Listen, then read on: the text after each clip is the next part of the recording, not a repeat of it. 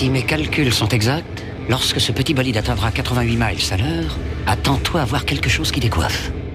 À l'heure du goûter, on écoute le Magal West sur Westrack Radio. Interview, rubrique, micro-trottoir et musique sur Westrack. Nom de Zeus! Et il est 17h, nous sommes le lundi 9 décembre 2024. Merci d'être avec nous sur Westrack Radio. Lucie avec vous jusqu'à 18h pour une heure d'émission et de mag sur Westrack.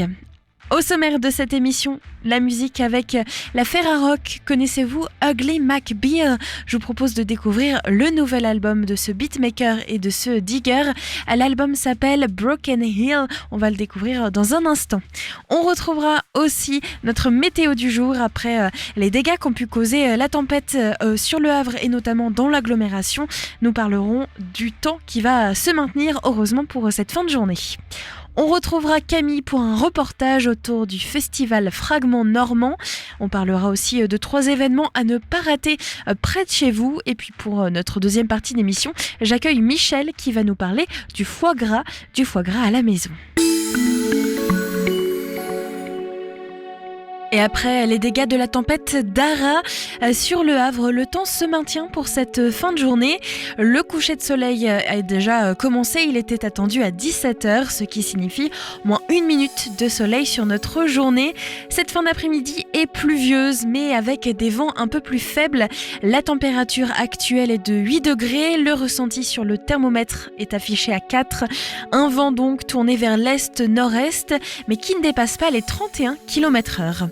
En soirée, la pluie toujours au rendez-vous, température 8 degrés, ressenti 4, un vent qui devrait atteindre en moyenne les 32 km/h direction nord-est. Pour votre journée de demain, un temps assez mitigé avec de la pluie qui s'invite. Nous sommes toujours en alerte orange pour pluie et vent pour cette journée de demain. Le vent, lui, est attendu avec plus de 26 km/h, il sera donc un peu plus calme. Le soleil se lèvera à 8h45 et se couchera à 17h, moins 1 minute de soleil sur votre journée. Dans la matinée, il faudra donc affronter les averses. Pensez à prendre votre parapluie. La force du vent ne dépassera pas les 26 km/h tourné vers le nord-est. Votre parapluie devrait donc résister.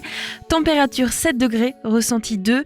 L'humidité relative de l'air sera de 90%. Dans l'après-midi, les nuages vont couvrir l'ensemble du ciel. Température 7 degrés, ressenti 2. Le vent devrait atteindre en moyenne les 25 km/h direction est-nord-est. Demain en soirée, la pluie sera au rendez-vous, température 7 degrés, ressenti 2, un vent qui devrait atteindre en moyenne les 26 km/h direction est-nord-est.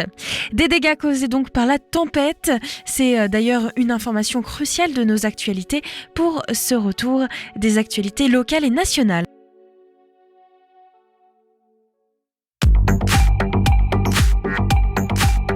Les infos locales sur Westrack. Le Flash. Bonjour à tous, voici les informations locales de ce lundi 9 décembre. Le prix Femina des lycéens remis à Gabriela Zalapi au festival Le Goût des Autres au Havre, début 2025. Initiative de l'Académie de Normandie, le prix Femina des lycéens 2025 est décerné à Gabriela Zalapi pour son roman Hilaria ou la conquête de la désobéissance. Elle recevra son prix littéraire au festival Le Goût des Autres au Havre le 16 janvier 2025. SNCF entre la Normandie et Paris, 70 trains supplémentaires circuleront en semaine. À partir de mi-décembre, davantage de trains circuleront entre la capitale et la région, avec en particulier des ajouts en semaine pour des allers-retours Paris-Le Havre, Paris-Rouen et Rouen-Dieppe. Près du Havre, pas assez de logements sociaux. Cette commune lance un projet de 300 habitations. À Octeville-sur-Mer, le manque de logements sociaux oblige la commune à lancer un projet immobilier de plus de 300 logements sur 8,7 hectares en centre-bourg, incluant une résidence senior, des habitats collectifs, intermédiaires et pavillonnaires. Les travaux débuteront en 2025 avec des livraisons progressives jusqu'en 2029. Le Havre qui veut réserver sa soirée pour le dîner des chefs au profit des Restos du Cœur. 5 dîners uniques sont organisés en France par le groupement d'hôteliers et de restaurateurs Territoria au profit des Restos du Cœur. Le dernier servi au Havre mardi 10 décembre. Une dizaine de chefs normands vont préparer ce repas d'exception au Magic Mirror quai Frissard. Rendez-vous à 19h30, c'est sur réservation uniquement. Tarif 100 € par personne, tout compris. Illustration Magnet porte-clés. À Fécamp, la marque Movi ouvre bientôt son atelier boutique. La marque Movi, créée par des Fécampois, ouvrira dans quelques jours son atelier boutique à Fécamp, rue des Prés. Un espace pour retrouver toutes les affiches qui célèbrent la Normandie, mais aussi découvrir la façon dont elles sont conçues. Merci de votre attention. Le journal ne s'arrête pas là, car les informations nationales et internationales arrivent tout de suite.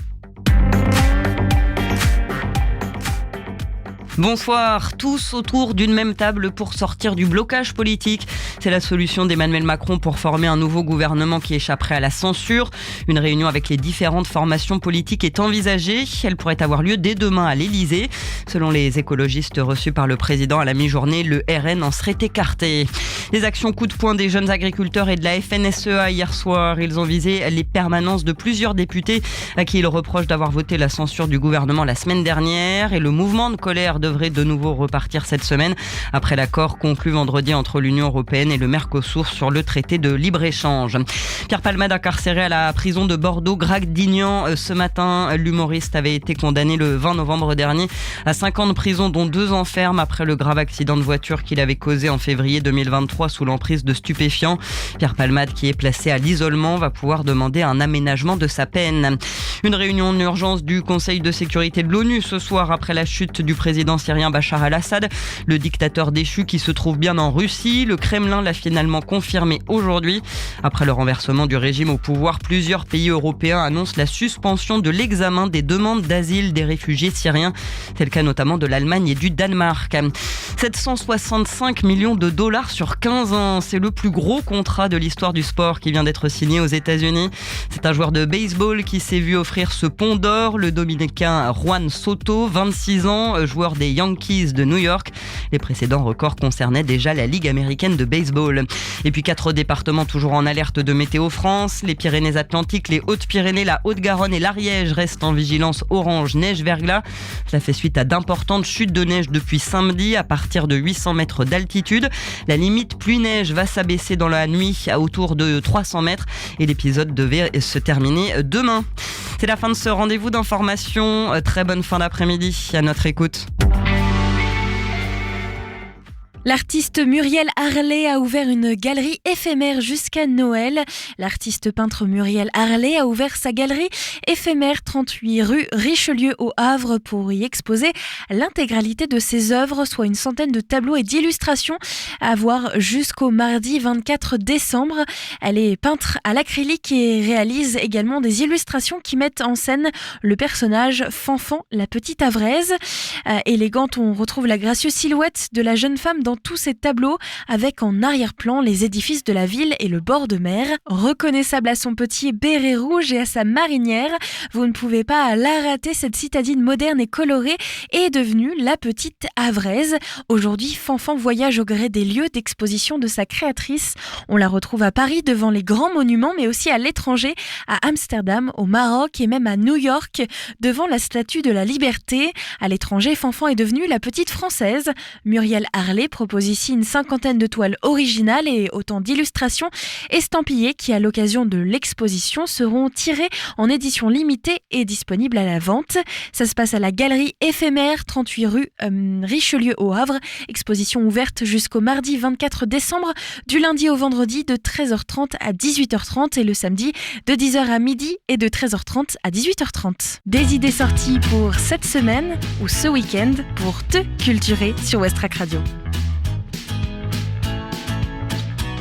À Cricto-Lesneval, ce soir, c'est le conseil municipal. Le conseil se réunira ce soir à 19h dans la salle d'honneur. Si vous êtes habitant de cette agglomération, n'hésitez pas à vous y rendre.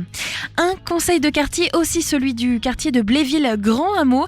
Venez à la rencontre de vos élus municipaux afin d'échanger sur les projets de la ville et la vie de quartier. Ça se passe à 18h, juste après la fin du Magal Ouest. Ce soir, c'est à la salle des fêtes de Bléville. Une rencontre thématique aussi à noter ce soir qui commence à partir de 17h30. C'est avec l'historien Pascal Blanchard. Son travail sur les préjugés a commencé avec le livre Le racisme en images et s'est poursuivi dans un livre collectif sous la direction de Xavier Mauduit sur histoire des préjugés afin de montrer que les préjugés ont une histoire, un récit, des images et des fondements culturels profonds. C'est au lycée Jeanne d'Arc d'ici une petite vingtaine de minutes sur le site Coty, place Germaine Coty. C'est ouvert à tous. Vous pouvez appeler le 02 35 48 03 74 si vous avez besoin de plus d'informations. Et après les informations locales et les petits rendez-vous à ne pas rater, voici la musique avec Ugly Mac Beer, qui est notre partenaire avec la Ferrarock cette semaine pour son nouvel album qui s'appelle Broken Hill. On découvre 2 titres, dont un featuring avec Princess Superstar qui s'appelle Trust My Oh-Oh et le deuxième qui s'appelle I Sucks. On va parler de l'intelligence artificielle. C'est Ugly Mac Beers pour son nouvel album partenaire Ferrarock. Juste avant de retrouver Camille qui va nous parler du festival Fragment Normand. Et en deuxième partie d'émission, Michel nous rejoint pour parler du foie gras. Westrack et la Fédération des radios associatives Musiques Actuelles, la Ferrarock, vous partagent la découverte musicale du jour.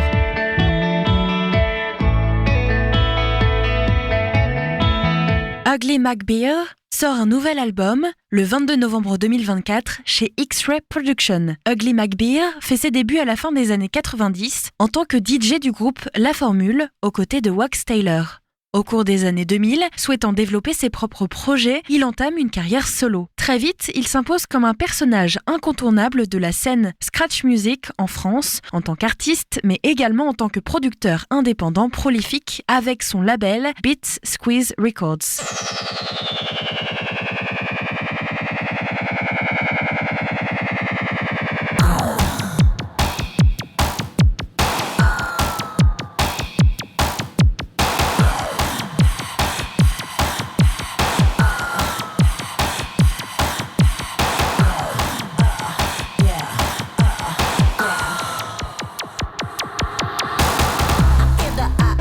Got me in a chokehold. Don't wanna say no, no, but this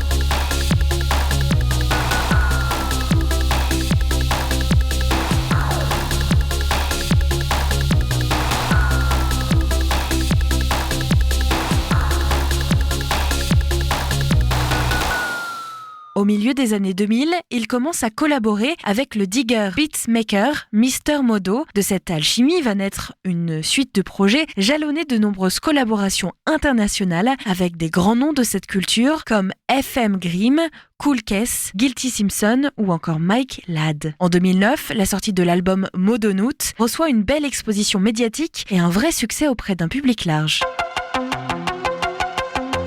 Artificial intelligence. Artificial intelligence. Artificial intelligence. Artificial intelligence. Artificial intelligence sucks.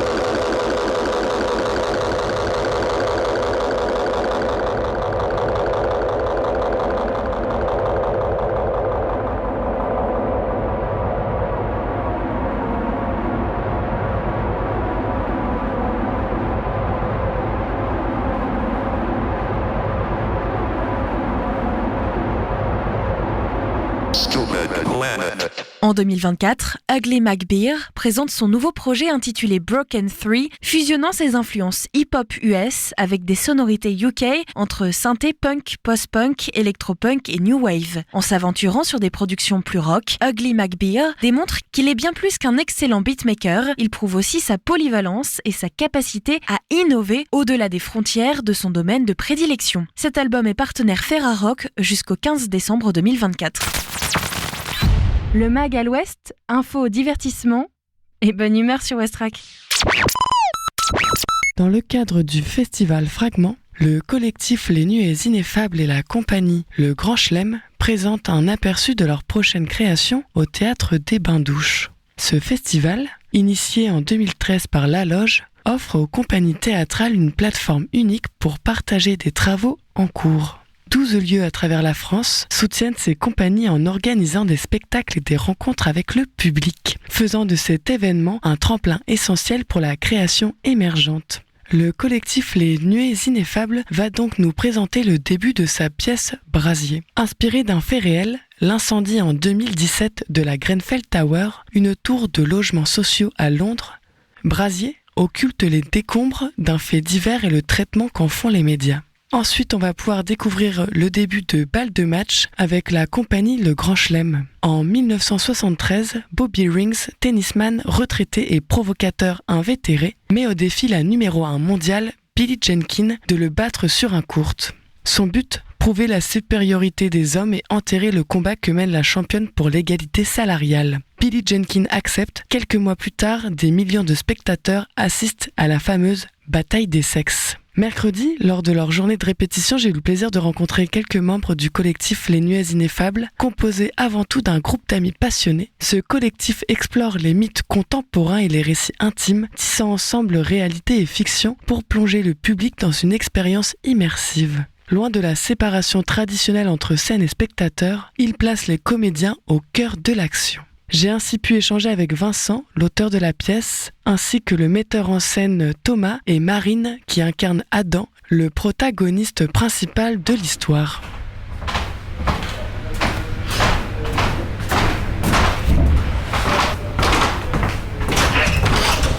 Alors, comment est né ce collectif du coup de théâtre ? Comment ça répond, tu finis ?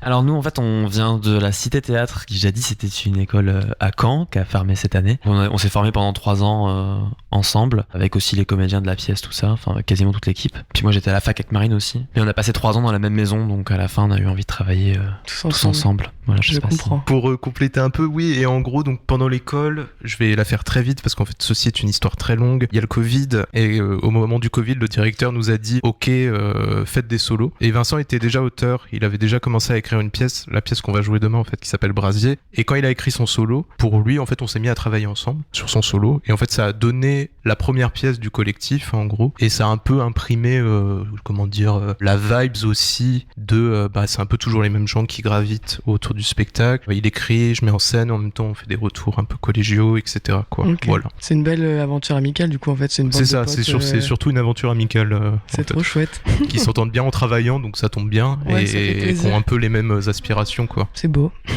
Merci. Comment vous pourriez décrire un petit peu cette pièce Brasier ? Demain, ce sera les 45 premières minutes, donc c'est à peu près la moitié. On parle d'un sujet qui est délicat, mais c'est vrai, mais de manière amusante. Déjà, je l'introduirai comme ça. Moi, j'ai voulu surtout écrire sur l'emprise médiatique globale sur un sujet, la traque médiatique plus précisément. Quand j'ai commencé à écrire, je pensais à genre Lady Diana. Moi, je suis né quasiment en même temps, donc voilà. Et puis quand j'ai commencé à écrire sur ce sujet-là, il y avait eu l'incendie de Grenfell quelques mois avant. Donc je me suis dit tiens, je vais écrire sur ce truc-là parce que en même temps, ça me permet aussi de m'emparer un peu du sujet. Enfin, médiatiquement parlant, au Royaume-Uni, c'est un drame qui a fait couler beaucoup d'encre, beaucoup de manifestations dans la rue, etc. Parce qu'évidemment, comme dans beaucoup de drames comme ça, le gouvernement, tout ça, les institutions étaient un peu responsables.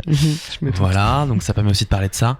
Mais le nœud central, c'est vraiment ce que derrière, je crée du coup Adam et Hélène, les 2 personnages principaux de la pièce, qui sont totalement fictifs à ce drame-là. Et puis ensuite, c'est moi en tant qu'auteur, je m'amuse à les traquer comme un journaliste traquerait qui que ce soit. Voilà, donc je me suis amusé à être un paparazzi. Pas vraiment un journaliste, un paparazzi plutôt qu'un journaliste. Ok. Et quel message du coup vous souhaitez transmettre aux spectateurs qui seront là demain soir ? Quand tu dis message, c'est par la pièce ? Ouais. En fait, on a eu la question il y a pas longtemps. Et ce qui est amusant, c'est que Vincent, donc qui est l'auteur de la pièce, et moi qui la mets en scène, on n'est pas d'accord fondamentalement. Mais ce qui est intéressant, parce que je pense que la vérité se situe quelque part un peu entre les deux, ou dans les deux en même temps. Moi, je trouve que c'est une très belle pièce. Et pour moi, c'est surtout une pièce en gros qui raconte un jeune. On l'a pas dit tout à l'heure, mais en fait, du coup, dans ce fait réel de la Grenfell Tower, Vincent en gros imagine que cet enfant qui s'appelle Adam perd sa maman dans l'incendie. Donc il est recueilli par sa tante. Et pour moi, du coup, c'est surtout une pièce sur le deuil, en gros, et sur la reconstruction d'un jeune individu, en fait, qui a 16 ans, tout le monde fait sa sa vie à lui à sa place en fait, parce que du coup c'est un sujet médiatique, et du coup la question c'est comment on se construit intimement là-dedans un peu. Okay. Et du coup je trouve que c'est plus large parce que c'est un peu aussi la question de la construction adolescente en gros. Voilà, ça pour moi c'est le sujet. Et du coup pour Vincent, alors moi je suis d'accord avec ça. Après moi j'ajouterais que c'est aussi moi le premier, on est dans une société où on est très curieux, très curieuse, on a une curiosité morbide pour un peu tous les sujets, mais que parfois derrière notre curiosité il se passe il y a des vraies intimités en jeu. Préservons aussi un peu nos intimités. C'est aussi de ça que ça parle. Je pense que c'est intéressant parce qu'on l'a pas présenté, Marine aussi, que vous avez entendu au début, qui est du coup la comédienne qui joue là-dedans. Je sais pas, Marine, peut-être, vas-y, ça parle de quoi, Brasi? D'une intimité paparazziée et du coup d'une perte d'intimité et surtout d'une quête de comment, parce qu'il y a le trajet de la pièce, c'est un peu comment ce personnage-là, il essaye de s'enfuir, quoi. Ok, comme ça on a les 3 visions un petit peu de la pièce. Et est-ce qu'il y a des émotions que vous cherchez un peu à éveiller chez les spectateurs? L'ennui. Non, non, surtout pas l'ennui. Surtout pas l'ennui. Non, moi j'adore ce que j'adore le plus, du rire aux larmes, des larmes au rire. Okay. Qu'on sache pas si on rigole ou si on pleure. Ouais. Ça, pour moi, c'est la plus belle émotion à transmettre. Voilà, je sais pas si vous êtes d'accord, mais... Ouais, moi j'ajouterais il y a un truc après c'est peut-être un peu mes délires perso, mais je trouve qu'il y a un truc très bizarre dans cette pièce en termes, c'est pas vraiment une émotion ce que je voulais dire, mais en gros c'est un peu comme les enfants qui se moquent d'un camarade et ils le font un peu gentiment, genre sans se rendre compte que c'est méchant. Et d'un coup, le camarade en question va pas bien du tout, et là, ça devient plus drôle. Et en fait, je trouve qu'il y a un peu une émotion comme ça dans cette pièce, où même nous, parce qu'en fait, on a aussi un chœur de comédiens qui racontent. Donc des fois, ils vont jouer d'autres personnages, ils vont raconter et tout. Et en gros, même nous, à l'intérieur au plateau, des fois, on fait de l'humour, on s'amuse de choses, et d'un coup, le personnage existe juste lui, et on se rend compte de ce que ça lui fait, et ça devient plus drôle. Et je trouve que ça se questionne ce que tu racontais tout à l'heure de la curiosité morbide, etc., où quand on est à distance des images, c'est vachement plus simple d'être indifférent émotionnellement. Sauf que là déjà on est au théâtre, donc en plus les gens, typiquement ils peuvent nous toucher, quoi. Littéralement et émotionnellement. Et du coup on a quelqu'un qui est vraiment en train de vivre un truc face à soi, quoi. Ce qui est complètement autre que la télé en fait. Ouais. Voilà, c'est pas hyper clair, mais... Si, c'était clair, j'ai compris aussi. Du coup nous on retrouvera, moi je retrouverai tous les spectateurs après votre représentation de 45 minutes, donc le début de la pièce. Et si j'ai bien compris, d'ailleurs, elle sort le 25 février 2025. C'est ça, à Saint-Lô. Et suivez du coup la compagnie Les Nuées Ineffables sur les réseaux ou sur leur site internet. Non, Instagram, Facebook pour l'instant. Ok, c'est déjà super. Comme ça, vous pouvez suivre un peu pour pouvoir voir la première sortie ou peut-être les sorties de résidence entre deux que vous aurez d'ailleurs. Oui, non, pour l'instant, il n'y a pas de prochaine sortie de résidence. La Fragment au Havre, demain, c'est la dernière. C'est déjà très bien. Voilà. La première à Saint-Lô le 25 février et la deuxième à Canteleu à l'ECFM le 6 mars. Trop chouette, comme ça on a toutes les dates, c'est top. Et merci beaucoup, merci à vous trois. Merci. Merci.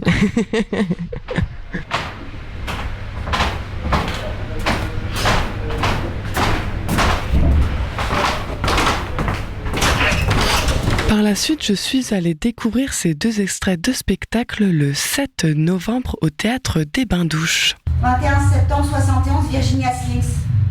Pourquoi vous avez reçu une alerte sur les cigarettes? Non, c'est du tennis féminin. Ce sont des femmes qui se sont associées pour se battre contre les inégalités salariales. Je me souviens très bien, ça, c'est le jour où la fissure est devenue violette, ça. Pardon? Ouais, il y a pile 2 ans, quand vous êtes arrivé. Mais Smith, vous m'aviez dit qu'aucun événement majeur n'était arrivé ce jour-là. Eh oui, voilà, je vous confirme, aucun événement majeur. Smith! C'est ça l'événement majeur. C'est ce tournoi. Des femmes qui s'associent pour contrer un système. Oh là là, alors j'ai fait une tête.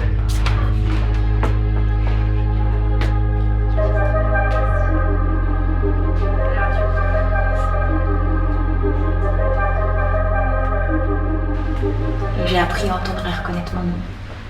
Maman m'a appelé Adam et les autres le reste. Et c'est ce que j'ai dit en fait. Moi je m'appelais Adam Miraculé Grenfell Blackwell. Et j'ai déjà dit aussi que ce soir c'était mon 8e anniversaire. Mais je vous ai pas dit que c'était 8 bougies pour moi, pour maman qui s'est embrasée, et puis pour tous les autres. Des millions de bougies pour éclairer les âmes perdues dans le gigantesque squelette de cendre. Bon, la nuit en général c'est noir et c'est froid. Là, c'était une nuit spéciale, une nuit mémorable. On part à la rencontre donc des spectateurs pour recueillir leurs impressions. Qu'ont-ils ressenti en découvrant ces moments intenses et captivants avec les nuées ineffables et le Grand Chelem ? Micro en main, je leur demande ce qui les a touchés, ce qui les a marqués et comment ces pièces ont résonné en eux. Une belle occasion de prolonger l'expérience théâtrale à travers leurs yeux et de partager leurs témoignages sincères. Alors ce soir, que retiens-tu des morceaux de pièces que tu as vus ? Moi j'adore voir les étapes de travail, je trouve ça toujours super intéressant, il y a un petit côté voir les coulisses, voir les produits pas finis, c'est toujours un peu excitant. Quel personnage ou quelle scène t'a plus plu aujourd'hui ce soir et pourquoi ? Ouais, ça veut dire déjà faire le tri. Tu peux en choisir plusieurs. Oui, non. Gabriel, le comédien des Nuées, parce que c'est en plus un physique très atypique, une personnalité très atypique, et je suis aussi assez contente de voir qu'il y a encore de la place pour autre chose que de la norme sur les plateaux. Et y a-t-il un message ou une thématique qui t'a particulièrement interpellé ce soir ? Ce que j'ai bien aimé en fait globalement, c'est que c'est pas du vieux théâtre ce qu'on a vu, c'est vraiment du théâtre qui s'adresse à tout le monde, qui prend pas les gens de haut, qui est plutôt détendu, mais pas pour autant... j'utilise pas comme un synonyme d'idiot. Donc ouais, je suis plutôt satisfaite de la soirée, c'était cool. Alors ce soir, qu'est-ce que vous retenez des 2 pièces que vous avez vues ? Très beau texte, bien écrit déjà. Une belle dynamique sur les 2 pièces. Dans la première, beaucoup d'émotions quand même. Et dans la deuxième, beaucoup de réflexions sur des choses qui évoluent pas beaucoup. Là, on ramène aussi au sport au travers du tennis. Donc c'est vrai que plein de questionnements sur le sport et l'égalité homme-femme aussi dans ce milieu de loisirs à la base. Mais... Très machiste. Est-ce qu'il y a un personnage qui vous a le plus touché dans une des 2 pièces ou une scène ? Dans la première, le personnage qui avait le corset, c'est pas lié à son rôle, mais oui, je trouvais quand même très touchant, de l'humour, sans savoir un petit peu où on allait arriver. Voilà, oui, il m'a touché ce personnage-là. Et vous ? Oui, en particulier, non. Personne en particulier. Tous ensemble, même. Ouais.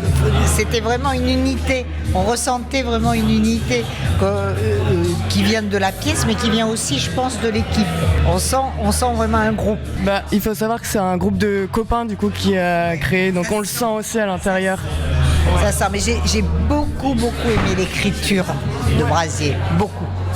Je suis tout à fait d'accord, mais vous pouvez le dire, c'est Vincent ici qui l'a fait. Occupé depuis. Oui, c'est vrai. Et est-ce qu'il y a un message du coup que vous avez préféré ou une thématique qui vous a particulièrement interpellé entre Brasier, après on a parlé des femmes et dans Brasier, je sais pas. C'est les médias, le traitement de l'information par les médias, le sensationnel avant tout. Les FMTV, on est là, les pieds dans l'eau, dans la boue pour montrer. C'est tout à fait, donc c'est vrai, c'est tout à fait ça, clairement. Et non, mais c'est aussi toute cette ces logements qui ont été faits partout. Bon, là, on a le procès à Marseille, et le marchand de sommeil qu'il y a partout. D'où l'importance, de l'art, des pièces de théâtre, des chansons, pour pouvoir relayer toute cette réalité sociale finalement qui est traitée une fois par les médias, mais c'est vrai que quand des équipes de théâtre ou des chansonniers réécrivent des textes et mettent en lumière ça diffuse aussi à nouveau et sur un autre public, au moins ça permet que le fait qui a eu lieu puisse continuer à être connu. Ouais, et dans Brasier, quand même, l'enfant, la compréhension de comment un enfant peut vivre un événement dramatique. Et là, on se dit, on parle d'internement pour lui, il brûle des fourmis. Oui, il brûle des fourmis. Là, il est normal qu'il brûle des fourmis. Et c'est vrai que ça, c'est presque une autre thématique dans Brasier, je trouve. Dans un premier temps, qu'est-ce que vous retenez des pièces que vous venez de voir ce soir ? J'ai beaucoup aimé le principe du fragment, c'est-à-dire d'avoir quelques minutes, une première partie de spectacle et puis de laisser l'imagination poursuivre ou pas et d'avoir envie de connaître la suite. Ok, et quel personnage ou scène vous a marqué ce soir ? Est-ce qu'il y en a un en particulier ou une scène ? Ou plusieurs Sur la pièce Balle de match, j'ai vraiment bien aimé l'alternance des deux scènes, en fait des deux plateaux, je sais pas comment on peut dire ça. Du coup, c'était vraiment deux ambiances différentes qui servaient le même thème et avec humour, donc ça m'a bien plu de parler de choses importantes avec humour et légèreté. Très chouette. Et est-ce qu'il y a un message ou une thématique du coup qui vous a particulièrement interpellé dans cette, que ce soit dans Brasier ou dans Balle de match ?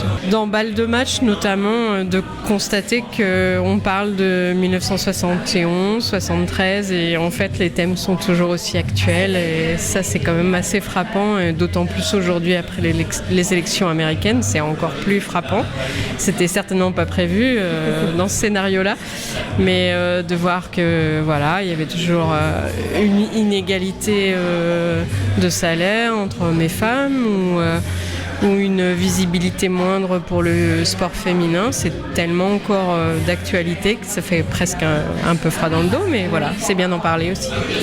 Tout à fait. Et du coup, est-ce que vous auriez une phrase où... là, ce soir, vous allez retourner voir votre entourage. Qu'est-ce que vous diriez à votre entourage pour résumer un peu cette soirée, pour les inviter peut-être à venir ou...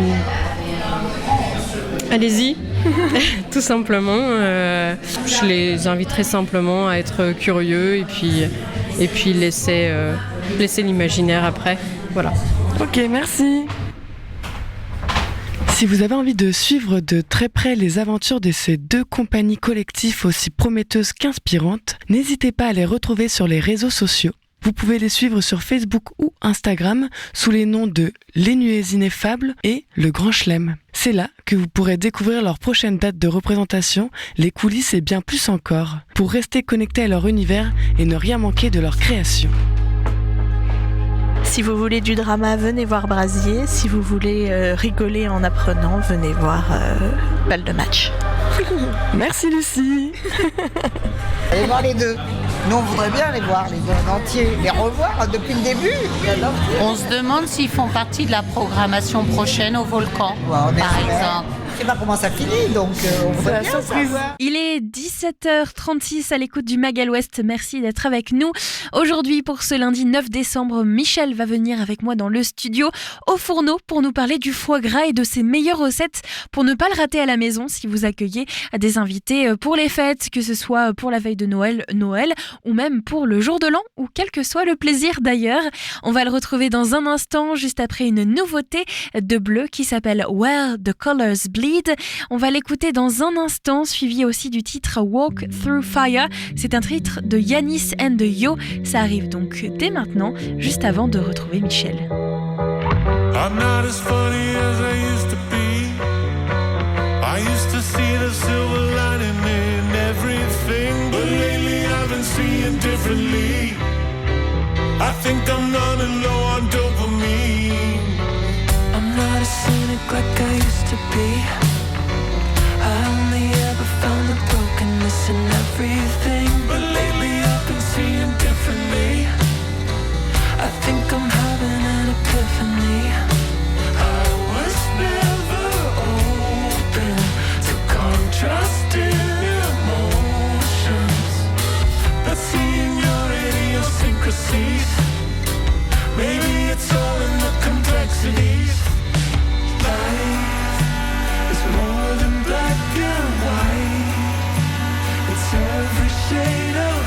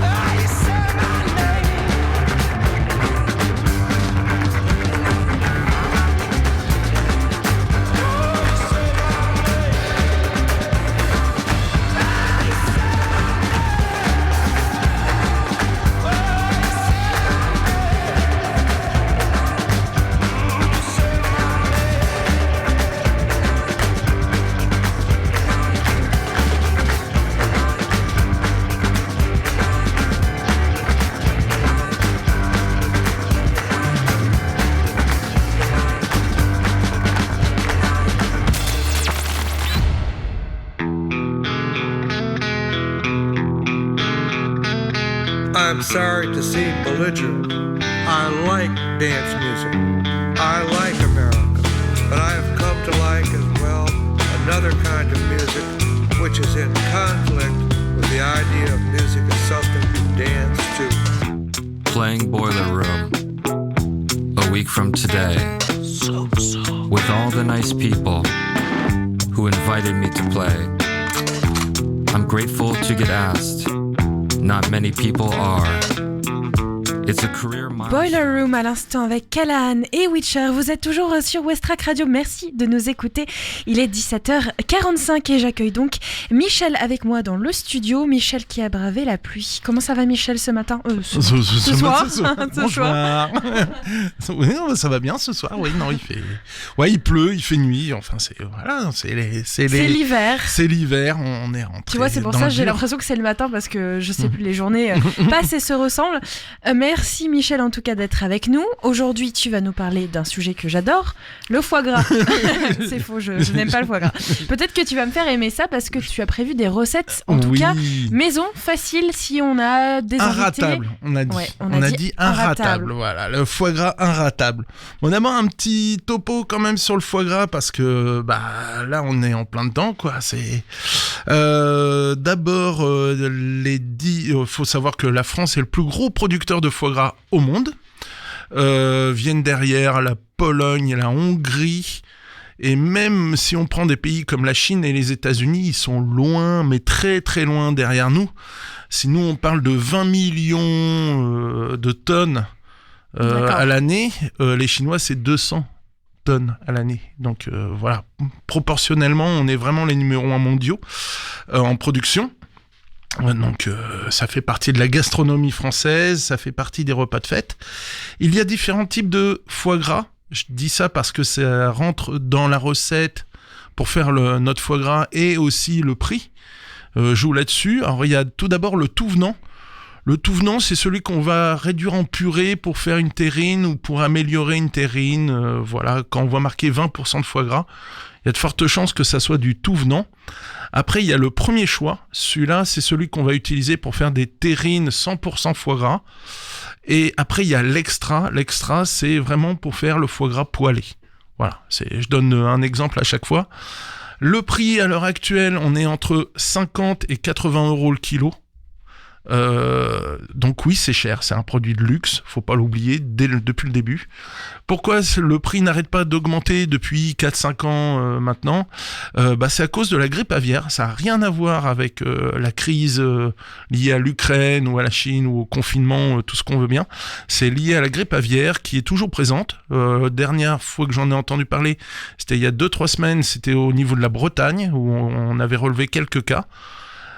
Ça va mieux. Pourquoi ? Parce que il y a un vaccin qui est mis en place, pour lutter contre cette grippe. Faut savoir que ça touche en particulier les animaux élevés en plein air, donc ce qui est de très bonne qualité. Donc ça touche pas les volailles en batterie, malheureusement. C'est vraiment lié à une maladie. On espère du mieux, on espère que les prix baissent, que les agriculteurs soient mieux rémunérés et aidés à ce niveau-là. Enfin, on connaît le contexte politique actuel. Voilà, c'est un peu compliqué pour eux. Maintenant, parlons autre chose. Les différents types de façons de préparer le foie gras. On a, comme je le disais, poêlé. Ça, c'est compliqué, on le met de côté. Là, on va se foirer. Pas pour ce soir. On va se rater là-dessus. On a différentes... après, poêlé. Le plus traditionnel, c'est en bocaux, ce qu'on retrouve beaucoup dans les grandes surfaces et dans la grande distribution. Les bocaux, pourquoi ? Parce que c'est pasteurisé. Alors, quand c'est vraiment le bloc entier, ce qu'on appelle, là c'est cuit, ce qu'on appelle le foie gras cuit, c'est pasteurisé à plus de 100 degrés, et ça peut se garder des années. On parle même de millésimes de foie gras. Là c'est vraiment le truc super traditionnel du sud-ouest. Alors canard sud-ouest, sud-est c'est plutôt le foie gras d'oie. Voilà, pour faire la différence, c'est pour ça qu'on parle souvent du sud-ouest de la France. Le mi-cuit, c'est aussi pasteurisé, mais on est sur des semi-conserves, donc ça se garde quelques mois au mieux. C'est le mi-cuit, c'est celui qu'on retrouve souvent chez les restaurateurs, et c'est pas compliqué à faire du tout. Et cru, c'est le produit brut en lui-même. Voilà, c'est les différents types de cuisson. Alors maintenant, parlons recettes, parce que c'est quand même le plus marrant. Si vous avez la chance d'avoir un foie gras extra, donc le top qualité, voilà, la Rolls des Rolls, pardon, en carpaccio, oui, on peut le faire cru. Donc coupé très fin. Alors là, on prend un couteau genre filet de sol, c'est le couteau tout fin normalement pour le poisson. On le trempe dans l'eau chaude, on coupe son foie gras qu'on a mis à température un peu ambiante pour faciliter la coupe. On pose ces petites tranches fines sur un papier film, sur un plateau avec un papier film alimentaire. Et là, on assaisonne sel, poivre, épices. On peut s'amuser avec un petit peu de vinaigre balsamique, de l'huile de sésame. Voilà, on aromatise. Une petite demi-heure avant, ça suffit. Et après, on déguste ça directement sur un petit toast. Autre variante par rapport au carpaccio, c'est là, on a un foie gras qui sort directement du frigo. On prend une tartine bien chaude, une tranche de pain bien grillée, voilà, bien chaude. Et on dépose des copeaux de foie gras qu'on fait à l'économe directement sur le foie gras. Alors ça abîme le foie, mais par contre ça va super vite. Et c'est pareil, ça on peut pas se planter, c'est sûr. Et comment je sais que mon foie gras est de bonne qualité? Parce que il y a différents prix, si je m'y connais pas bien, je peux me tromper. Alors voilà, alors d'abord, il y a deux niveaux. Le foie gras, vous allez le trouver événé ou pas événé. C'est-à-dire, pas événé, là vous avez du boulot, derrière c'est avec une cuillère, on enlève les veines principales, alors c'est pas des nerfs. Ouais, je sais que tu détestes ça, je suis désolé. Déjà, événé ou pas événé, ça c'est une question de facilité de travail. Ensuite, un foie gras, faut pas qu'il y ait de bleu dessus. Ça fait vraiment comme nous lorsqu'on est marqué sur la peau, donc faut pas qu'il y ait de bleu dessus. Et au niveau de la texture, c'est-à-dire à température du frigo, donc entre 0 et 4 degrés, quand on appuie dessus, il faut que ça soit un peu élastique, il faut que ça revienne à sa forme. Si ça ne revient pas à sa forme, on a de fortes chances d'avoir un foie gras de très mauvaise qualité. Donc il risque de recracher du gras à la cuisson, et voilà, ça c'est malheureux. On ne peut pas toujours deviner, moi ça m'est arrivé de me planter aussi, et sur des grands volumes, donc c'est un peu aussi au hasard malheureusement. Puis au bout d'un moment, on a nos petites adresses peut-être. Voilà, on a nos références, nos producteurs. Allez à la ferme, allez au marché, commandez chez votre boucher si vous voulez vraiment du top qualité. Lui, il connaît les adresses. Autre recette super simple, on revient sur notre tartine. Là, on a notre pain cru. Pareil, on peut mettre un petit filet d'huile si on veut aromatiser un petit peu, genre huile à la truffe, si on a les moyens. Dessus, on coupe une tranche un demi-centimètre de foie gras qu'on pose dessus, et on met ça grillé au four, tout simplement. Là, on rate pas la cuisson, il n'y a pas de poêlage, il n'y a pas de trop longue cuisson ou trop forte cuisson. Donc en mode grill, je vais dire, 5-10 minutes grand maximum, vraiment quand le pain est toasté, que le foie est moelleux. Voilà, et on assaisonne et on déguste directement. L'avantage, c'est que ça reste chaud longtemps parce que c'est très gras. Et ça perd pas en saveur comme ça au four? Ah non, du tout. Non, c'est une cuisson... on perd quasiment rien au niveau gustatif sur tout type de cuisson sur le foie gras, ça qui est magnifique. Si on veut faire façon foie gras poêlé, voilà, c'est presque, ça y ressemble beaucoup. On prend une plaque de cuisson, feuille de cuisson dessous, sur la plaque. Dessus, on va poser des tranches de foie gras, là, bien épaisses, 1 cm, 1 cm et demi, grand maximum, qu'on aura fariné au préalable, légèrement pané. Si on veut s'amuser, on peut même faire paner avec une chapelure de pain d'épices, par exemple, si on veut quelque chose de plus festif. On assaisonne, et pareil, au four, très fort, donc 250 degrés. Faut pas une cuisson longue, faut snacker, faut flash, on appelle ça des cuissons flash très rapides. Et là pareil, 3-5 minutes maximum. Et là on prend une petite spatule, on pose ça dans l'assiette. Il n'y a pas d'excédent de gras, on gère mieux la cuisson. Dans une poêle, ça peut monter, ça peut descendre. Si on met trop de volume, on se rate. Quand il y en a trop dans la poêle, ça refroidit la poêle, ça cuit pas comme on veut. Donc la cuisson au four, ouais, c'est facile. Et après, alors là, je vais ce qu'on attend tous, en fait, c'est avoir la petite ballotine de foie gras dans son assiette. Et là, je vais avoir... Alors, c'est la même technique de préparation en amont. Et c'est 2 cuissons différentes. Alors, il y en a une qui va choquer, l'autre peut-être moins. Mais je promets que les deux, les deux, on se rate pas. Alors, il va vous falloir... On va partir sur un lobe de foie gras, un beau lobe de foie gras, donc autour des 600 grammes. Ça, c'est pour donner une idée de proportion. C'est par rapport au temps de cuisson. Ce lobe de foie gras, on va le remettre à température ambiante. Ensuite, on va l'assaisonner. Là, c'est là où vous allez jouer selon vos goûts. Est-ce que vous voulez mettre un alcool ou pas? Alors, ça peut être du Coteau du Layon, du Muscadry Vesalte, du Sauterne, ou un trait d'Armagnac, un trait de Calvados si on veut se la jouer Normandie. On peut rajouter peut-être un peu de fruits, de la pomme, de la mangue si on veut quelque chose d'exotique, les 4 épices, voilà, un peu de cannelle, enfin voilà, on s'amuse sur les épices, le sel, le poivre, le piment d'Espelette.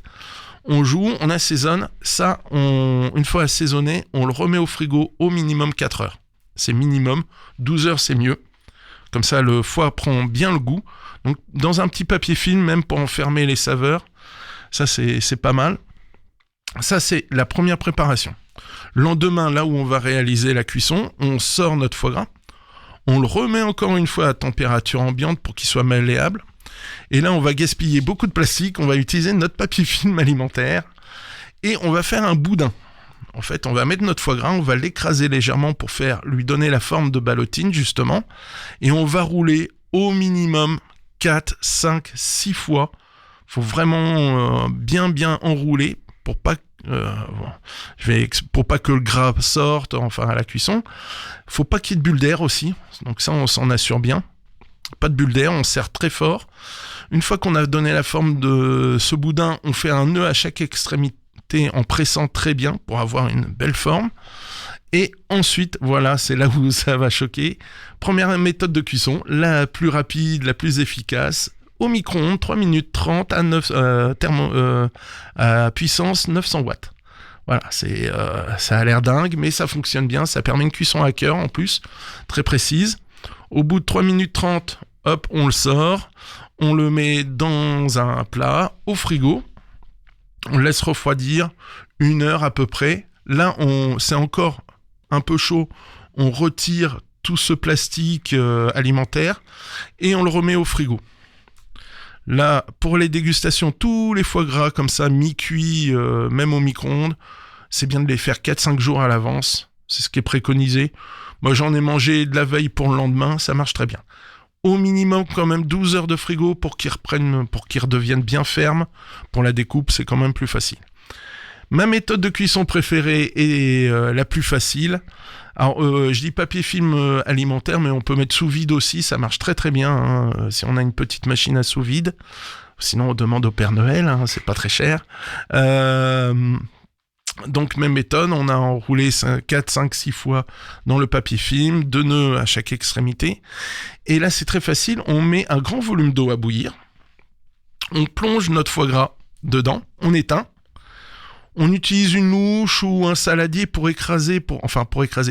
s'assurer que le foie gras reste bien au fond de la marmite. Et on attend le lendemain. Quand le lendemain, c'est à température ambiante, donc le foie gras aussi, là on le sort, là on peut même le déballer tout de suite, le mettre dans un plat et le mettre au frigo, et voilà, c'est cuit. Donc pas besoin de thermomètre, facile, sûr.